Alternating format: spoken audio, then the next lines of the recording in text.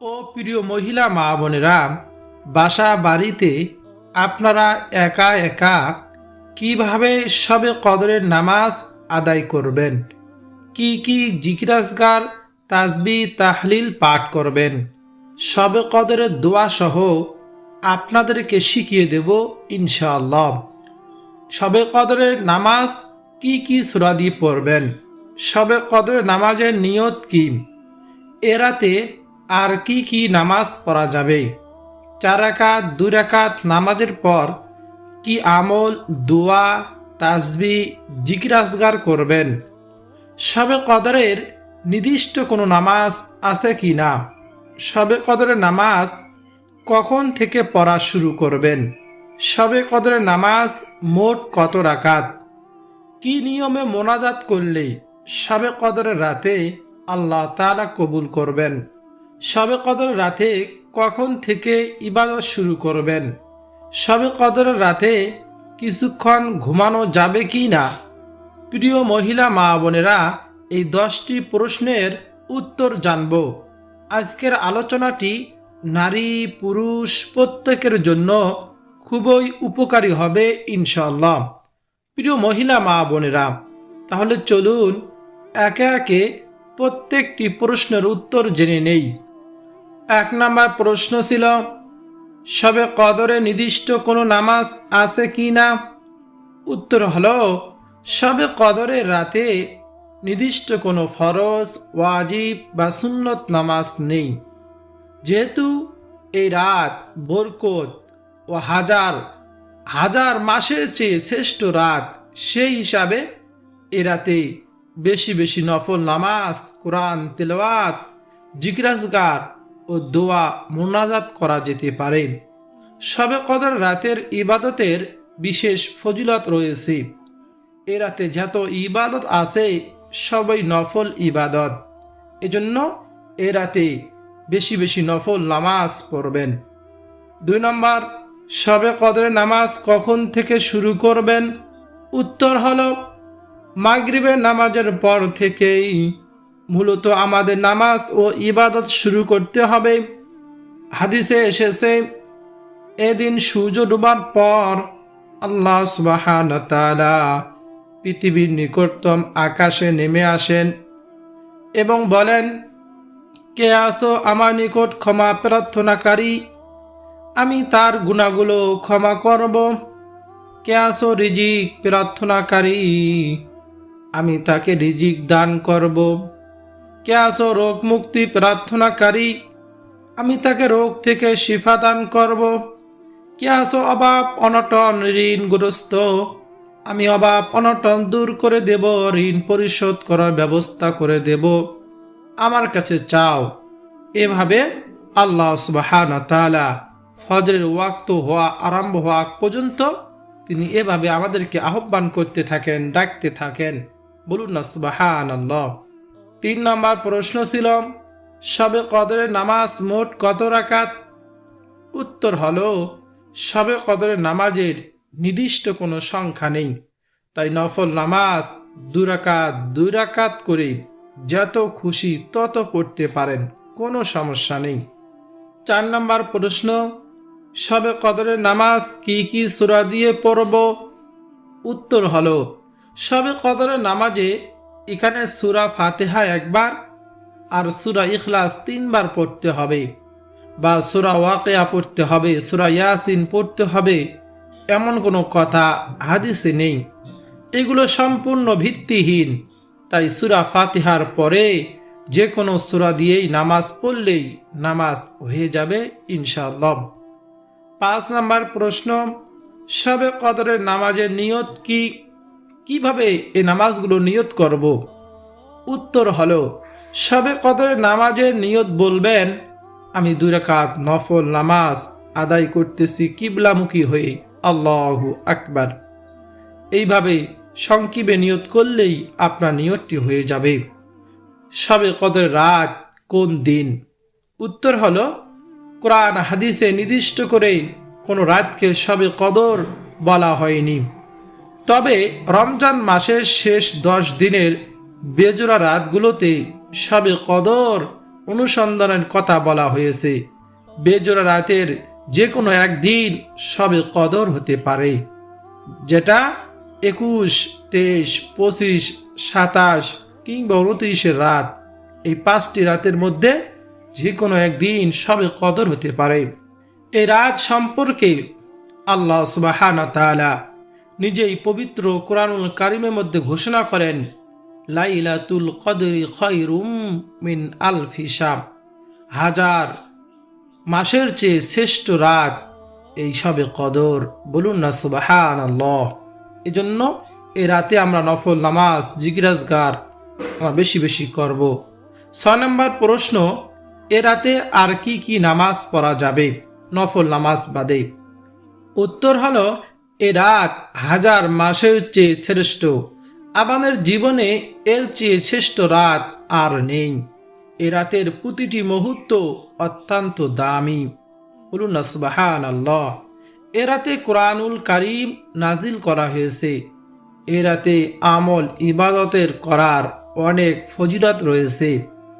এ রাতে আল্লাহ তাআলা বান্দার ভাগ্য নির্ধারণ করেন, ক্ষমা প্রার্থনাকারীকে ক্ষমা করেন, গুনাহ মাফ করেন, প্রয়োজন প্রত্যাশীদের প্রয়োজন পূরণ করেন, মানুষের মনের আশা আকাঙ্ক্ষাগুলো পূরণ করেন, মানুষের ডাকে সাড়া দেন। বলুন না সুবহানাল্লাহ। মনে রাখবেন, এ রাতে যে নামাজ পড়বেন সেগুলি নফল নামাজ। নফল নামাজ এটা কোনো ফরজ ওয়াজিব নয়। এছাড়া এ রাতে কোনো নির্দিষ্ট নামাজের কথাও সুস্পষ্টভাবে উল্লেখ নাই। সেজন্য আমরা যেসব নফল নামাজ হাদিস দ্বারা প্রমাণিত এবং যেসব নামাজ বুজুর্গনে দিন পড়েছেন, সে নামাজগুলি, সে আমলগুলি আজ আপনাদের সামনে ধারাবাহিকভাবে তুলে ধরব, যাতে আপনাদের জন্য গোটা রাত এইসব ইবাদত করতে সহজ হয়। প্রিয় দর্শক শ্রোতা, আপনি চাইলে এগুলো নামাজ পড়তে পারেন। তা হলো 6 রাকাত আওয়াবিন নামাজ, 2 রাকাত তাওবার নামাজ, 2 রাকাত সালাতুল হাজতের নামাজ, 4 রাকাত সালাতুত তাসবিহ নামাজ, শেষ রাতে তাহাজ্জুদের নামাজ। প্রিয় দর্শক, যত ধরনের নফল নামাজ আছে, এই রাতে নফল নামাজগুলো পড়তে পারেন, কোনো সমস্যা নেই। সালাতুল আওয়াবিনের নামাজ কখন আদায় করবেন, কোন সূরা দিয়ে পড়বেন, কোন নিয়মে পড়বেন, খুব মনোযোগ দিয়ে শুনবেন। সালাতুল আওয়াবিনের নামাজের সময় হলো মাগরিবের নামাজের পর থেকে ইশারের ওয়াক্ত হওয়া আরম্ভ হওয়া আগ পর্যন্ত হলো সালাতুল আওয়াবিনের নামাজের সময়। এই নামাজের নিয়ত এভাবে করবেন, আমি 2 রাকাত সালাতুল আওয়াবিনের নামাজ পড়িতেছি, আল্লাহু আকবার। 2 রাকাত করে নামাজ পড়বেন। হাদিসে এসেছে এই নামাজ পড়লে 50 বছরের গুনাহ আল্লাহ সুবহানাহু ওয়া তাআলা তার ক্ষমা করে দিবেন। অন্য এক হাদিসে এসেছে সালাতুল আওয়াবিনের নামাজ পড়লে 12 বছর ইবাদত করার সমান গণ্য হবে। বলুন না সুবহানাল্লাহ। আবার অন্য হাদিসে আরো এসেছে, সমুদ্র ফেনা পরিমাণও যদি সগীরা গুনাহ থাকে তাকে মাফ করে দেওয়া হয়। বলুন না সুবহানাল্লাহ। তারপর ইশারে আজান হয়ে গেলে ইশারের নামাজ, তারাবির নামাজ পড়বেন। বেতের নামাজ একটু দেরিতে পড়বেন। তারপর 2 রাকাত 4 রাকাত সালাতুত তাওবার নামাজ আদায় করবেন। আমাদের গুনাহ হয়ে যায়, প্রতিটি সেকেন্ডে প্রতিটি মুহূর্তে আমরা গুনাহের কাজ করি। ও প্রিয় দর্শক শ্রোতা, বিশেষ করে মহিলা মা বোনেরা, দেখেন আমরা যেদিকে তাকাই শুধু গুনার গুনাহ। এই গুনাহ থেকে পবিত্র হয়ে শবে কদর রাতে আল্লাহ তাআলার কাছে সামনে দাঁড়াতে হবে। তাই তওবা নামাজ পড়তে হবে। জীবনে জানা অজানা, ইচ্ছাকৃত অনিচ্ছাকৃত সকল গুনাহ থেকে আল্লাহ তাআলার কাছে তওবা করতে হবে, মাপ চাইতে হবে। এই 2 রাকাত তওবার নামাজ আদায় করব। তারপর চোখের পানি ছেড়ে দিয়ে আল্লাহ সুবহানাহু ওয়া তাআলার কাছে দোয়া করব। নবীজি বলেন, যে ব্যক্তি উত্তম রূপে উজু করে, তারপর উত্তম রূপে রুকু সিজদা করে 2 রাকাত নামাজ কমপ্লিট করে, তারপর আল্লাহ তাআলার কাছে ক্ষমা চায়, আল্লাহ তাআলা তাকে মাফ করে দেন। বলুন না সুবহানাল্লাহ। এজন্য তওবার নামাজ পড়তে হবে। তওবার নামাজ কিভাবে পড়বেন?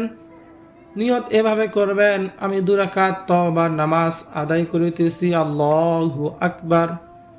তারপর অন্য অন্য সময় যেভাবে নফল নামাজ পড়েন ঠিক তেমনিভাবে পড়বেন। এই তওবার নামাজ, এই সালাতুল হাজতের নামাজ, সালাতুল আওয়াবিনের নামাজে নির্দিষ্ট কোনো সূরা নেই। আপনি যে সূরা পারেন সে সূরা দিয়েই এই নামাজগুলো পড়তে পারবেন। তারপর 2 রাকাত সালাতুত তাসবিহ নামাজ পড়বেন। এই সালাতুত তাসবিহ নামাজের অনেক অনেক ফজিলত রয়েছে। নবীজি তার চাচা আব্দুল্লাহকে বলেন, হে চাচা যান, যদি পারেন এ নামাজ প্রত্যেক দিন পড়বেন, যদি না পারেন মাসে একবার পড়বেন, যদি না পারেন সপ্তাহে একবার পড়বেন, না পারলে মাসে একবার, না পারলে বছরে একবার পড়ার চেষ্টা করবেন। তাও না পারেন জীবনে একবার হলো পড়বেন। এই নামাজ পড়লে কি লাভ হবে? জীবনে জানা ওয়াজানা, ইচ্ছাকৃত ওয়া অনিচ্ছাকৃত, সগীরা কবিরা, গোপন প্রকাশ্য, নতুন পুরাতন, এক কথায় জীবনের সকল গুনাহ আল্লাহ তাআলা মাফ করে দেয়। বলুন না সুবহানাল্লাহ। এজন্য এই নামাজ পড়ার চেষ্টা করব। তারপর শেষ সাথে তাহাজ্জুদের নামাজ আদায় করবেন। তাহাজ্জুদের সময়, দোয়া কবুলের সময়, এই মাহে রমজানে 2টি সময় আল্লাহ সুবহানাহু ওয়া তাআলা দোয়া কবুল করে থাকেন বেশি বেশি। তা হলো ইফতারির আগ মুহূর্তে রোজাদার যখন প্রচণ্ড ক্ষুধা, প্রচণ্ড পিপাসা নিয়ে সামনে সুস্বাদু খাবার খাওয়া সত্ত্বেও মুখে খাবার উঠায় দেয় না, পানি মুখে উঠায় দেয় না, এই সময় যদি কোনো বান্দা বান্দি আল্লাহ সুবহানাহু ওয়া তাআলার কাছে দোয়া করে, আল্লাহ তাআলা এই রোজাদারের দোয়া কখনোই ফিরিয়ে দেয় না, কবুল করেন। আর একটি সময় হলো তাহাজ্জুদের সময়, পরীক্ষিত একটি সময়, পরীক্ষিত আমল।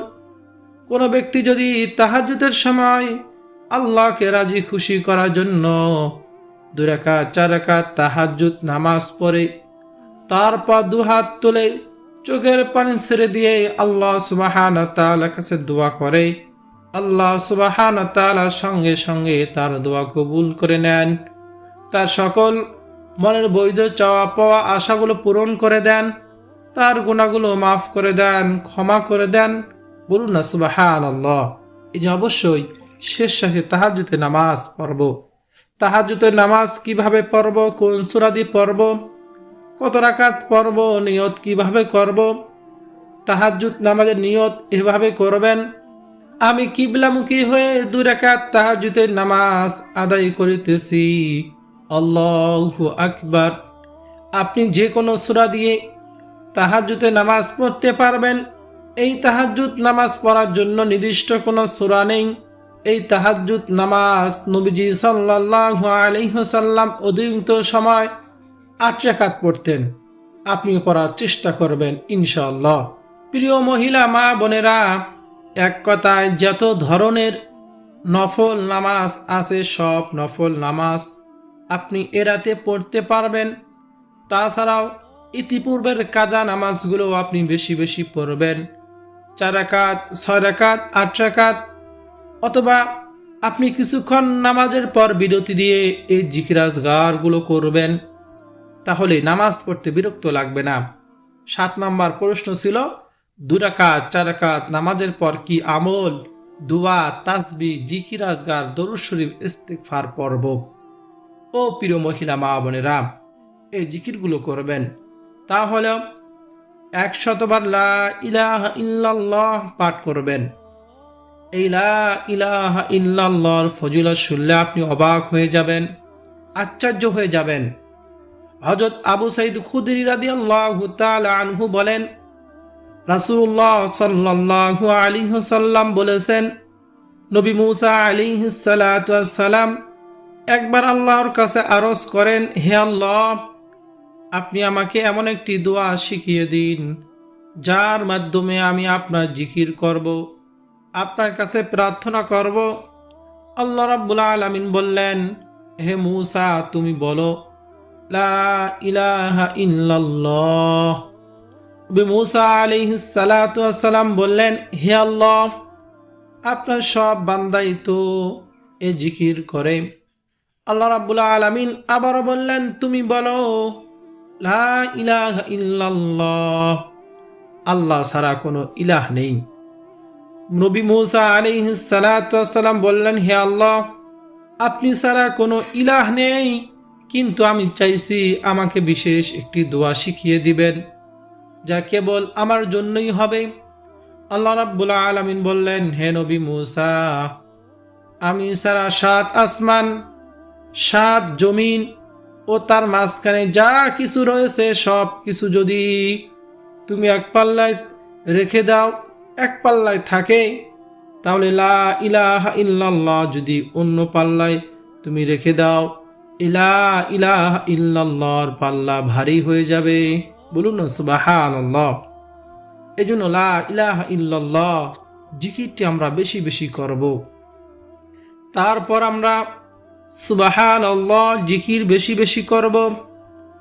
সুবহানাল্লাহ এমন একটি জিকির, এই জিকিরের মাধ্যমে জান্নাতে বৃক্ষরোপণ হয় এবং অর্জিত হয় অপুরন্ত সওয়াব। হযরত সাদ রাদিয়াল্লাহু তাআলা আনহু বলেন, একদিন রাসূলুল্লাহ সাল্লাল্লাহু আলাইহি ওয়াসাল্লাম তার সঙ্গীদেরকে প্রশ্ন করেন, তোমাদের কেউ কি 1000 নেকি অর্জন করতে সক্ষম? তখন তার একজন সঙ্গী জিজ্ঞেস করলেন, কিভাবে আমাদের কেউ 1000 নেকি অর্জন করতে পারে?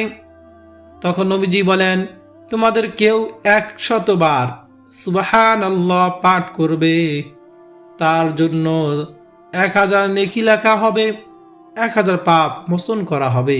তিরমিজি শরীফের হাদিস। রমজান মাসে কিন্তু 70 গুণ বেশি পাবো। বলুন না সুবহানাল্লাহ। 100 বার সুবহানাল্লাহ পাঠ করলে 70,000 নেকি পাবো, 70,000 পাপ আল্লাহ তাআলা মাফ করে দিবেন। বলুন না সুবহানাল্লাহ। তারপর আলহামদুলিল্লাহ 100 বার জিকির করব। এই আলহামদুলিল্লাহ জিকির রিজিককে আরো বৃদ্ধি করে দেয়। কাল কিয়ামতের ময়দানে মিজানের পাল্লাকে সওয়াব দিয়ে ভরপুর করে দেয় এই আলহামদুলিল্লাহ। হযরত আবু মালিক আশআরী রাদিয়াল্লাহু তাআলা আনহু বলেন, রাসূলুল্লাহ সাল্লাল্লাহু আলাইহি ওয়াসাল্লাম বলেছেন, উযু হলো ঈমানের অর্ধেক। আলহামদুলিল্লাহ পূর্ণ করে মিজানের আমলের পাল্লা, সুবহানাল্লাহ ও আলহামদুলিল্লাহ পূর্ণ করে আকাশ ও জমিনের মধ্যবর্তী ফাঁকা স্থান নেকি দ্বারা পরিপূর্ণ করে দেয়। বলুন না সুবহানাল্লাহ। সহিহ মুসলিম শরীফের হাদিস, তিরমিজি শরীফের হাদিস। তারপর 100 বার ইস্তিগফার পাঠ করব। পবিত্র কোরআনুল কারীমের মধ্যে ইস্তিগফার পাঠ করার নির্দেশ দেওয়া হয়েছে। রাসূলুল্লাহ নিষ্পাপ হওয়া সত্ত্বেও বেশি বেশি ইস্তিগফার পাঠ করতেন। হযরত ইবনে ওমর রাদিয়াল্লাহু তাআলা আনহু বলেন, রাসূলুল্লাহ সাল্লাল্লাহু আলাইহি ওয়াসাল্লাম বলেছেন, হে মানব মণ্ডলী, তোমরা আল্লাহর কাছে তওবা করো। আমি তো দৈনিক 100 বার আল্লাহর কাছে তওবা করি। মুসলিম শরীফের হাদিস। এজন্য বেশি বেশি তওবা করব। তারপর 100 বার আল্লাহু আকবার জিকির করব। তারপর সব থেকে গুরুত্বপূর্ণ আমল হলো বেশি বেশি দরুদ শরীফ পাঠ করব। দরুদ শরীফ পাঠ না করলে আমল কবুল হওয়ার আশঙ্কা থাকে।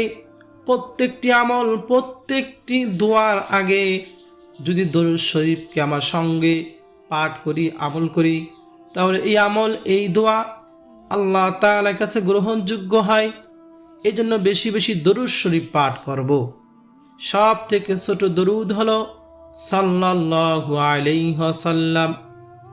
আল্লাহ নবীজি সাল্লাল্লাহু আলাইহি ওয়াসাল্লাম বলেছেন, কোন ব্যক্তি যদি একবার দরুদ শরীফ পাঠ করে, আল্লাহ সুবহানাহু ওয়া তাআলা তার উপর 10টি রহমত নাজিল করেন, তার 10টি গুনাহ ক্ষমা করে দেন, তার মর্যাদা 10 ধাপ আল্লাহ তাআলা বাড়িয়ে দেন। আল্লাহ সুবহানাহু ওয়া তাআলা সূরা আহজাবের 56 নম্বর আয়াতে বলেন, নিশ্চয় আল্লাহ ও তার ফেরেশতারা নবীর প্রতি দরুদ পাঠ করেন। হে মুমিনরা, তোমরাও তার প্রতি দরুদ পড়ো এবং বেশি পরিমাণে সালাম পাঠাও। বলুন না সুবহানাল্লাহ, আল্লাহু আকবার। এজন্য বেশি বেশি দরুদ শরীফ পাঠ করব। তারপর যে প্রশ্ন ছিল তা হলো এই রাতে মোনাজাত কিভাবে করব, মোনাজাত করার সঠিক নিয়ম নবীজি কিভাবে শিক্ষা দিয়েছেন। মোনাজাত করার সঠিক নিয়ম হলো মোনাজাত করার আগে আল্লাহ তাআলার প্রশংসা এবং নবীর প্রতি দরুদ পাঠ করে তারপর আপনি মোনাজাত শুরু করবেন। যেমন জিকির আজগার করবেন, তারপর আলহামদুলিল্লাহি রাব্বিল আলামিন বলে দোয়া শুরু করবেন। প্রিয় দর্শক শ্রোতা, নবীজি সাল্লাল্লাহু আলাইহি ওয়াসাল্লামের অধিকাংশ দোয়া হতো রাব্বানা আতিনা ফিদ দুনিয়া হাসানা, হে আল্লাহ আমাকে দুনিয়ায় কল্যাণ দান করুন, ওয়া ফিল আখিরাতি হাসানা, আখিরাতের কল্যাণ দান করুন, ওয়া কিনা আযাবান নার, জাহান্নামের আগুন থেকে রক্ষা করুন। বলুন না সুবহানাল্লাহ। আমরাও এই দোয়াটি মুনাজাতের মধ্যে বেশি বেশি পাঠ করব। ও প্রিয় মহিলা মা বোনেরা, সবে কদর কিন্তু চলে এসেছে, এই বেজোড়া রাত কিন্তু চলতেছে। আগামী বৃহস্পতিবার হলো 23শে সবে কদর, এইভাবে 27শে সবে কদর আসবে। ধাপে ধাপে বেজোড়া রাতগুলোতে আমরা এই ইবাদতগুলো করব। এক কথায় এই শেষ 10 দিন আমরা বেশি বেশি আমল করব, আল্লাহ তাআলার কাছে দোয়া করব, আল্লাহ তাআলার কাছে গুনাহ থেকে ক্ষমা চাইব। আল্লাহ তাআলা যেন আমাদের সকলকে পবিত্র মাহে রমজানের ওসিলায়, সবে কদরের ওসিলায় আমাদের প্রত্যেককে তামাম জিন্দিগির গুনাহগুলো মাফ করে দেয়, সামনে জিন্দিগি গুনাহমুক্ত জিন্দিগি দান করেন, আমিন। প্রিয় দর্শক শ্রোতা, ভিডিওটি যদি আপনার কাছে ভালো লাগে, আপনার উপকার হয়, অবশ্যই লাইক দিবেন, কমেন্টে আমিন লিখে আমার দোয়ার সঙ্গে শরিক থাকবেন। চ্যানেলটি সাবস্ক্রাইব করে পাশে থাকা বেল বাটনটি অন করে রাখবেন, আর ভিডিওটি শেয়ার করে অবশ্যই দিবেন যাতে সকলে শিখতে পারে, আমল করতে পারে।